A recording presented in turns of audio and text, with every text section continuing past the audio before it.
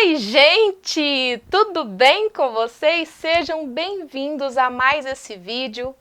Eu sou a Mari e hoje a gente vai ter uma conversa muito franca. Bom, talvez vocês já tenham visto, para quem não viu, eu tô trazendo. Uma gata aí colocou na internet como fazer um bebê alemão. Eu fiquei querendo mesmo saber como se faz um bebê alemão. Vamos dar uma olhadinha aqui no vídeo dela? Vamos ver. Um bebê alemão? Adicione um casal com um sobrenome difícil de pronunciar. Vamos lá. Milbrandt. Mas eu não fácil. sou um alemão, eu sou um polaco. Mora em Pomerode e é alemão. Ah, É Steinzak. Como? Steinzak. S-T-A-I-N-Z. Adicione os ingredientes, misture bem e deixe assar por 9 meses. Agora é só conferir os detalhes da receita para ver se o bebê alemão foi produzido com sucesso. Mas fique atento a esses detalhes. Uma pele bem fofinha, e bem branquinha. Para deixar qualquer lagartixa com inveja. Uns olhos bem azuis, daqueles bem sensíveis à luz, que parecem 2 lâmpadas de LED. E uma cobertura, um cabelinho bem clarinho e levinho. O próprio e autêntico bebê alemão. Esse aqui até nasceu em Pomerode, a cidade mais alemã do Brasil. Compartilhe esse vídeo se você achou o bebê alemão uma fofura. O bebê é uma fofura. O bebê é muito lindo, o bebê é muito gostoso. Só tem um pequeno detalhe. Ele não é alemão. Quem nasce no Brasil é brasileiro. Quem nasce no Brasil não é alemão. Eu fiquei pensando assim, se eu traria esse vídeo, sabe? E aí, para poder trazer esse vídeo, eu resolvi fazer uma analogia, sabe? Ao vídeo dessa mamãe. E aí, eu queria saber, já pensaram assim, se eu venho aqui e falo assim para vocês, como fazer um legítimo bebê africano? Junte 2 pessoas negras que tiveram a sua identidade roubada, perdida em navios negreiros, que tem por assinatura os nomes das fazendas em que, quando os escravos, que eram os seus parentes, as pessoas escravizadas. Essas pessoas escravizadas receberam a alforria daquele maravilhoso 13 de maio, mas essa é uma outra conversa. Se aí, nesse dia, a única assinatura que essas pessoas podiam ter era o nome das fazendas. E aí, a gente recebeu como o nome dessas fazendas a nossa assinatura. Junte 2 pessoas dessas que não vai ter nenhum nome difícil ou complicado, apesar de que eu particularmente não achei complicado o nome da família ali do nenenzinho. Junte essas histórias que, infelizmente, no meu caso, e no caso do meu marido, e no caso de milhões de negros, a gente não tem condição de dizer para vocês, porque as nossas identidades foram afogadas, foram queimadas, foram devastadas.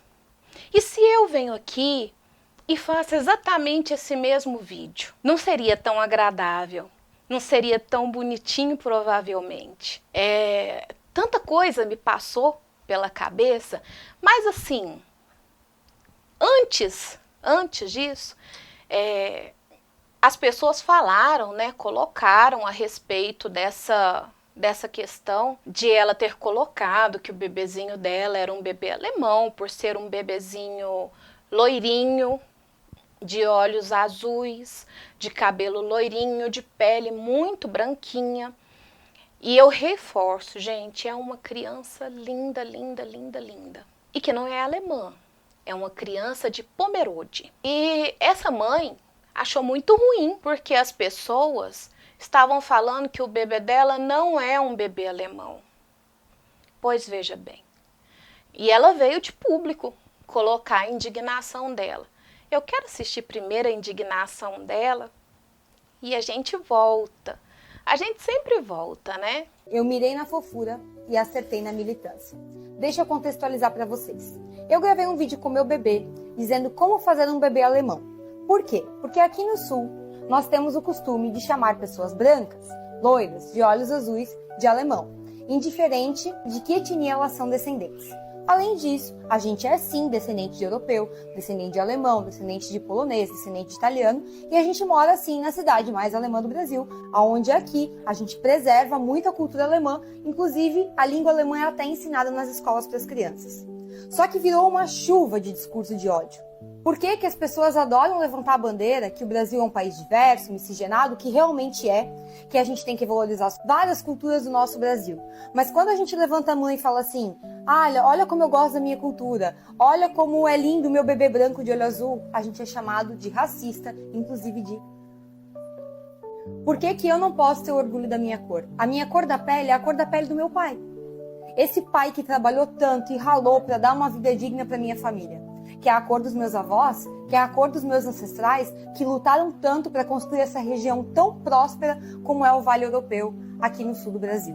Por que que as pessoas devem e têm orgulho de sua pele negra, de sua pele mulata, da sua história, do Nordeste do Brasil, mas quando aqui no Sul a gente levanta a mãozinha e fala, olha, eu tenho orgulho da minha descendência europeia, olha, eu tenho orgulho dos meus olhos claros, olha, eu tenho orgulho do meu povo, aí a gente é racista. Eu vou parar, eu volto. A gente termina de ver, mas assim, são tantos absurdos que assim, é de respirar fundo. Bem fundo mesmo. Gata, eu vou começar te pedindo, por favor, não use esse termo mulata, tá? Mulata não é nenhum tipo de elogio. Mulata vem de mula. E é mais um traço firme, terrível, da escravização de um povo.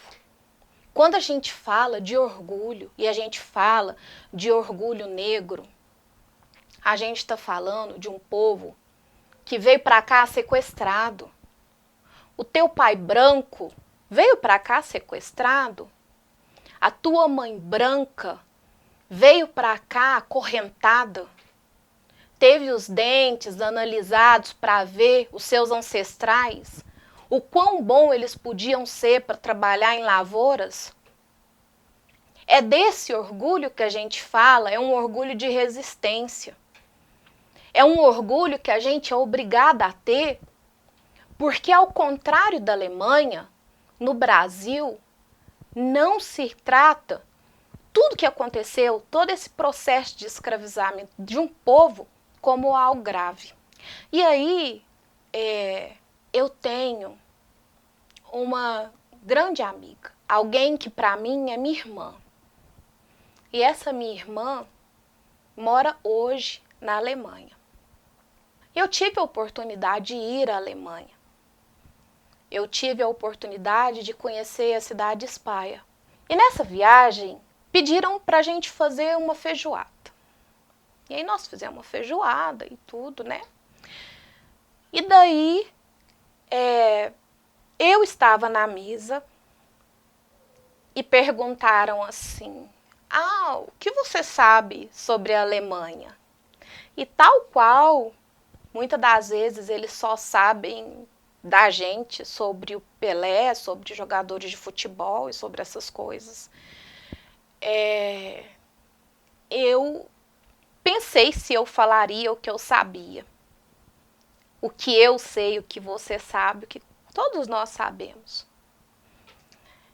E aí eu disse que eu sabia sobre a história e sobre racismo e sobre Hitler. E se fez um silêncio imenso na mesa. E aí, um daqueles alemães que estavam ali junto com a gente me disse assim, aqui a gente se envergonha dessa parte da nossa história. Você está chegando hoje à Alemanha E eu queria muito que você abrisse os seus olhos, o seu coração e pudesse ver o que a gente tem aqui, que é muito mais do que esse período horroroso. Muito mais do que toda essa violência que aconteceu. E naquele momento, eu entendi que o Brasil nunca se responsabilizou pelas atrocidades que foram feitas com o meu povo, que foram feitas aos meus ancestrais. Quando ela fala que ela não pode mostrar o bebê branco dela, que ela está sendo racista, minha querida, racismo é isso. Racismo é a sua cor de pele poder ser fator determinante na sua vida. É você ter medo de ser parado por uma viatura e confundido com bandido. É você ter a sua vida aniquilada, voltando ao outro bebê. Esse bebê é meu, tá, gente? Por isso que eu tô mostrando ele. Se ele não fosse meu, eu não mostraria. O que aquele bebezinho lindo e esse bebezinho têm em comum é que os dois, além de fofinhos, super gostosinhos, são brasileiros. Quem nasce em Pomedore, eu não sei se é pomedorenho, pomedorense, mas eu sei que é brasileiro, tá? Tal qual esse bebezinho que tá na tela, que nasceu em Minas e é mineiro e é brasileiro. Então, vamos deixar de besteira, vamos acordar, deixar desse tipo de percepção mais ignorante, sabe? Uma pessoa, para ela ter orgulho dela, ela não precisa se caracterizar de ser de uma outra nacionalidade. Ela não precisa andar por aí fantasiada, né? Aliás, eu acho absurdamente esquisito esse pessoal que gosta de andar por aí com essas tiaras cheias de florzinhas e essa roupa, né? Que, assim, também quero avisar que lá na Alemanha não se usa mais esse tipo de traje, tá? Talvez em algumas situações, em algumas apresentações folclóricas, aí devem usar. Mas quando eu estive lá, as pessoas não se vestiam assim, não. Então, tá desatualizado, tá bom? Vamos tratar de tirar essas coisas aí, de ficar com uma aparência mais normal, menos racista, tá? Eu sei que você consegue, você consegue. Tem um último vídeo aqui, e aí é uma opinião de um outro criador de conteúdo, e eu não vi o vídeo dele, mas a gente vai ver agora. A cultura deles, eles são alemães. Então vamos conversar um pouquinho sobre essa cultura e como que ela se estabeleceu no Brasil. Tudo começa em 1850, quando foi decretada a Lei de Terras, que impedia que terras públicas fossem ocupadas de forma gratuita. Você não podia chegar lá, numa terra que não está sendo usada, ocupar, estabelecer sua casa. Todas as terras deveriam ser compradas, ou seja, você está excluindo os negros recém-libertos e as populações indígenas, porque elas eram automaticamente excluídas do sistema econômico. Mas já para os imigrantes europeus, a coisa foi bem diferente. Pomerode foi fundado em 1863 como uma extensão da colônia de Blumenau. Muitas terras foram doadas aos colonos. E as que foram compradas foram, assim, parceladas, com descontos, sabe, perder de vista. E não só isso, tá? O Império financiou navios para irem até a Europa buscar italianos, alemães, entre outras nacionalidades, para vir se estabelecer no Brasil. Teve isenção de impostos para aqueles imigrantes que resolveram se estabelecer no Brasil, o governo construiu infraestrutura e deu até insumos, até gado os caras distribuíram para os imigrantes alemães. Vou pausar aqui um pouquinho. Isso é parte daquela outra conversa, quando ele fala sobre essa questão da retirada das pessoas, né, das pessoas negras, que até aquele momento elas estavam sendo escravizadas e que agora elas eram libertas. E Que liberdade é essa?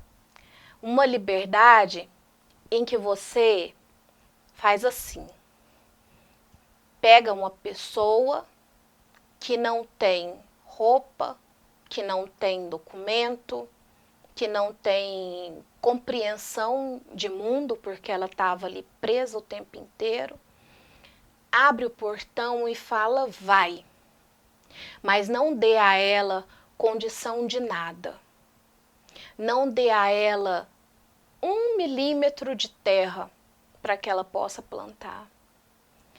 Contrate outra pessoa para fazer o serviço doméstico, mas não contrate a sua mucama. É desse tipo de coisa que ele está falando aqui, que ele está explicando aqui. Ele está falando, né, que essa região que ela vive era uma região que haviam muitos indígenas e essas pessoas foram expulsas dali para que essas terras fossem doadas para os poloneses, alemães, italianos, europeus, de modo geral. E por isso, até hoje, então, nesse lugar, se fala sobre a cultura europeia e se nutre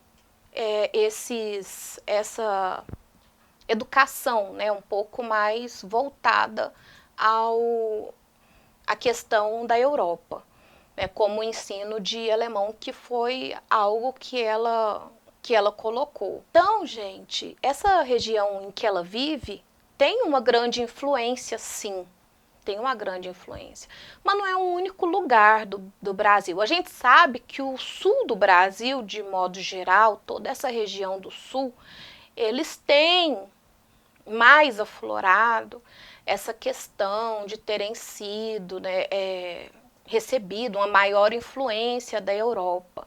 Mas o que eu quero colocar aqui é guarda isso. Enquanto vocês têm certeza de que estão cultuando a Europa, vocês não estão fazendo o mínimo do que se pensa lá, que é assumir responsabilidades.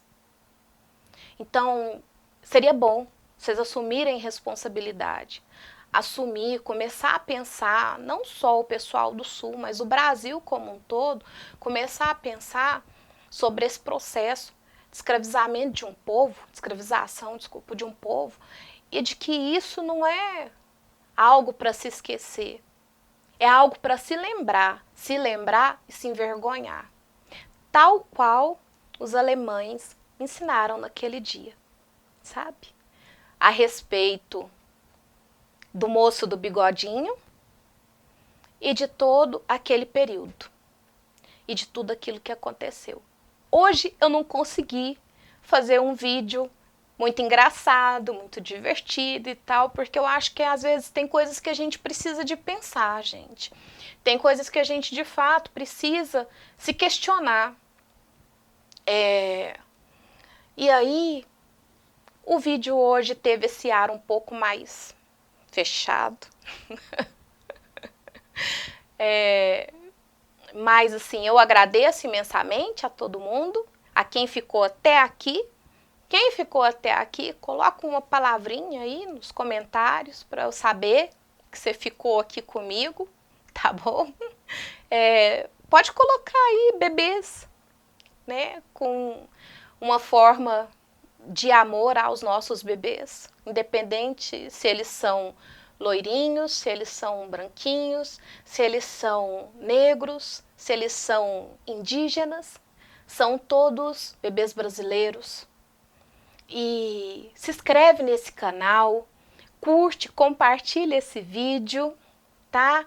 Manda para aquela sua amiga, aquele seu amigo que de repente tá lá achando que esse rolê do cara do bigodinho e a influência de tudo isso aqui no Brasil, que a gente está vendo que está muito grande, é algo apoiado pelo povo alemão.